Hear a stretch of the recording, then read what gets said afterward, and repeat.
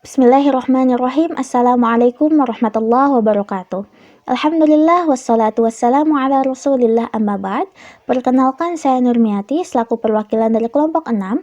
Di sini saya akan menjelaskan mengenai filsafat Islam era Ibnu Rus. Jadi ada beberapa pokok bahasan yang akan saya sampaikan mengenai siapa itu Ibnu Rus, bagaimana kondisi filsafat pada masanya, pembelaannya terhadap filsafat dan pengaruhnya di barat. Baik, yang pertama Ibnu Rus. Jadi Ibnu Rus atau Abu Al-Walid Muhammad Ibnu Ahmad Ibnu Muhammad Ibnu Rus lahir di kota Cordova, Andalus yang sekarang adalah Spanyol pada 1126 Masehi. Di mana kita ketahui bahwa Andalus ini adalah salah satu pusat peradaban Islam yang begitu maju dan cemerlang pada masanya dan banyak menghasilkan para ilmuwan muslim besar seperti Ibnu Bajjah dan Ibnu Tufail. Oleh orang barat beliau dipanggil dengan Averroes. Beliau lahir dalam keluarga ahli fikih yang begitu alim dan taat beragama, di mana ayah dan kakeknya adalah hakim terkenal pada masanya. Jadi selama hidupnya beliau dikenal sederhana dan sangat rendah hati. Beliau sangat cinta terhadap ilmu dan hampir seluruh hidupnya digunakan untuk belajar dan membaca. Sehingga tidak heran beliau pernah menjadi hakim, qadhi, dokter di istana Cordova, menjadi ahli filosof dan ahli hukum. Selanjutnya karya-karyanya. Jadi Ibnu Rus ini tidak hanya mahir dalam bidang filsafat, namun juga dalam bidang ilmu lainnya seperti kalam, fikih maupun kedokteran. Namun karya beliau dalam bidang filsafat yang begitu terkenal berjudul Tahafut at-Tahafut yang merupakan kritik terhadap pemikiran Al-Ghazali. Kemudian corak pemikirannya. Jadi dalam bidang filsafat beliau belajar pada Ibnu Bajjah dan sangat tertarik dan kagum pada pemikiran Aristoteles, sehingga banyak memberikan komentar dan ulasan pada pemikiran Aristoteles.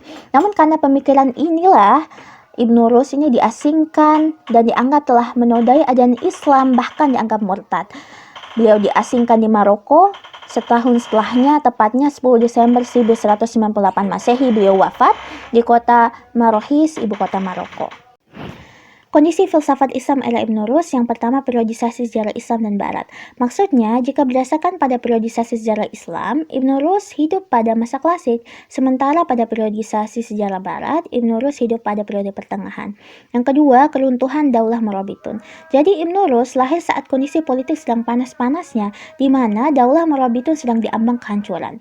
Pada saat itu, pemegang kendali pemikiran adalah para ulama fikih yang bersifat antipati terhadap ilmu-ilmu akali, khususnya filsafat. Jadi gelombang pengkafiran terhadap filosof sedang panas-panasnya, sedang besar-besarnya, terutama akibat pemikiran Al-Ghazali di timur yang dibawa ke barat oleh Ibnu Tumar dengan mendirikan dinasti Muwahhidun. Dominasi para ulama fikih inilah yang begitu besar ini menyebabkan pengaruh filsafat yang sebelumnya pernah ada, terutama filsafat Al-Farabi dan Ibnu Sina di wilayah timur, meredup. Meskipun pada saat itu di wilayah barat ada filosof Ibnu Bajjah dan Ibnu Tufail. 3. Serangan Al-Ghazali. Al-Ghazali sendiri merupakan ulama yang bermazhab Asy'ariyah, di mana dalam kitab Tahafut Al-Falasiyah karangannya memberikan kritik pedas terhadap tradisi filsafat, khususnya yang bercorak Neoplatonisme. Setelah berhasil mempengaruhi pemikiran umat Islam pada abad 12 saat itu, menyebabkan dinamika pemikiran umat Islam meredup, sehingga arus pemikiran didominasi oleh pihak atau kalangan yang tidak mengizinkan kerja akal berperan luas. Kemudian muncullah Ibnu Rus dengan pembelaannya terhadap filsafat. Kemudian yang keempat ada aliran Sunni dan mazhab teologi. Jadi pada masa Ibnu Rus, filsafat banyak diserang oleh para ulama Sunni dan berbagai mazhab teologi seperti mazhab teologi Hambali dan Asy'ariyah. Ditambah ketegangan antara Asy'ariyah, Mu'tazilah, Hasbiyah, dan Batiniyah yang berkembang pada saat itu tidak dapat dihindari. Kritik Ibnu Rus terhadap aliran-aliran tersebut menambah ketegangan antara dirinya dengan kalangan ortodoks.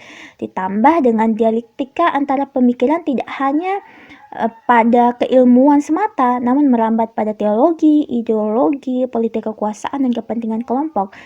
Dan pada saat itu juga, kondisi umat Islam didominasi oleh nalar fikih. Pembelaan beliau terhadap filsafat yang pertama melalui karya-karyanya. Di antaranya ada 2 kitab karangan beliau, Tahafut at-Tahafut yang menjadi pilar utama pembelaan beliau terhadap filsafat, di mana didominasi oleh ortodoks dan fanatisme agama saat itu. Kemudian dalam Fasl al-Maqal dijelaskan bahwa filsafat adalah pengambilan keputusan dengan akal dan cara yang cermat, sehingga tidak mungkin bertentangan dengan ajaran Islam.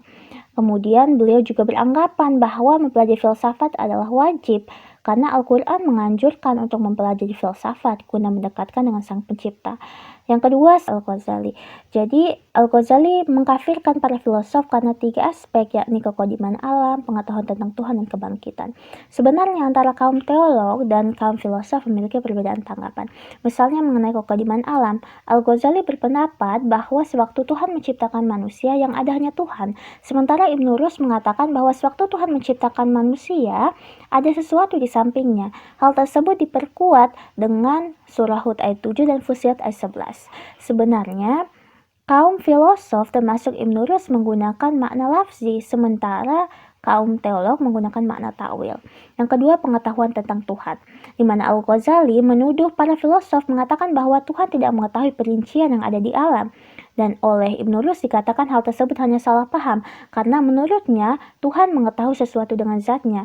Pengetahuan Tuhan tidak bersifat juz'i maupun kuli, karena pengetahuan Tuhan tidak mungkin sama dengan pengetahuan manusia, karena pengetahuan Tuhan adalah sebab dari wujud, sementara pengetahuan manusia adalah akibat. Kemudian mengenai masalah kebangkitan. Jadi dalam kitab karangannya Tahafudz Al-Falasiyah, Al-Ghazali mengatakan bahwa para filsuf berpendapat kelak di akhirat manusia akan dibangkitkan kembali dalam wujud rohani, bukan jasmani. Hal inilah yang menjadi dasar Al-Ghazali mengkafirkan mereka, karena dalam Al-Quran secara tegas dikatakan bahwa manusia nanti akan mengalami kenikmatan jasmani di dalam syurga.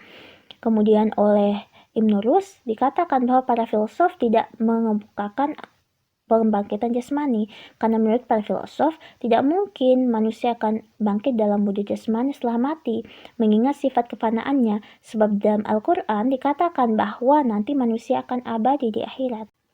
Upaya lain yang beliau lakukan untuk pembelaan terhadap filsafat yakni mempertemukan filsafat dan agama, di mana keduanya tidak ada pertentangan dan tidak perlu dipertentangkan, sebagaimana diperkuat dengan Al-Quran surah Al-Hasr ayat 2 dan Al-Isra ayat 84 yang menjelaskan bahwa manusia dianjurkan untuk berfilsafat atau berpikir secara mendalam. Adapun upaya yang dilakukan Ibnu Rus untuk menyesuaikan agama dan filsafat melalui 4 prinsip. Yang pertama, keharusan berfilsafat mulsara, kemudian pengertian lahir dan batin serta keharusan takwil, aturan-aturan dan kaidah takwil, serta pertalian akal dengan wahyu. Kemudian pengaruh pemikiran Ibnu Rus di Barat. Pengaruh beliau tidak terlepas dari metode dan pendekatan yang beliau lakukan dalam pemikiran filosofisnya, di mana beliau berhasil menjelaskan hubungan filsafat dan agama yang pada saat itu sedang terjadi pertentangan dan perdebatan besar antara filsafat dan agama.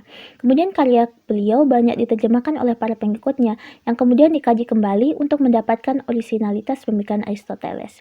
Yang kedua, gerakan-gerakan, yakni munculnya gerakan Averroisme di Barat, yakni gerakan yang berupaya untuk menghidupkan dan mengembangkan pemikiran Ibnu Rus atau filsafat Ibnu Rus yang berlangsung sejak abad 13 sampai abad 17 masih digunakan buku-buku karangannya pada universitas-universitas Barat.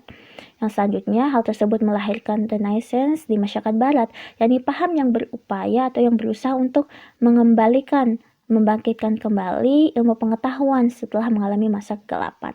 Adapun faktor-faktor yang menyebabkan keberhasilan beliau, yang pertama beliau lahir dan meninggal di Barat, yang kedua beliau adalah pengagum pemikir filosofis Yunani yakni Aristoteles, dan yang ketiga yang paling penting beliau adalah pemikir rasional dan berhasil mengembangkan gagasan rasionalnya di Barat dengan menempatkan akal pada tempat yang tinggi. Hal tersebutlah yang mempengaruhi pola pikir Barat. Uraian-uraian tadi dapat kita simpulkan bahwa Ibnu Rus adalah tokoh yang memberikan peran besar terhadap perkembangan filsafat Islam, di mana pada saat atau pada masa beliau kondisi filsafat mengalami keredupan, terutama akibat serangan Al-Ghazali yang mengkafirkan para filosof.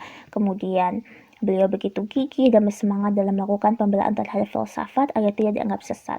Oleh karena itu, filsafat Ibnu Rus patut mendapatkan respon memadai dalam perkembangan dan pengembangan filsafat kekinian. Demikian penjelasan dari saya. Terima kasih dan mohon maaf atas segala kekurangannya. Wassalamualaikum warahmatullahi wabarakatuh.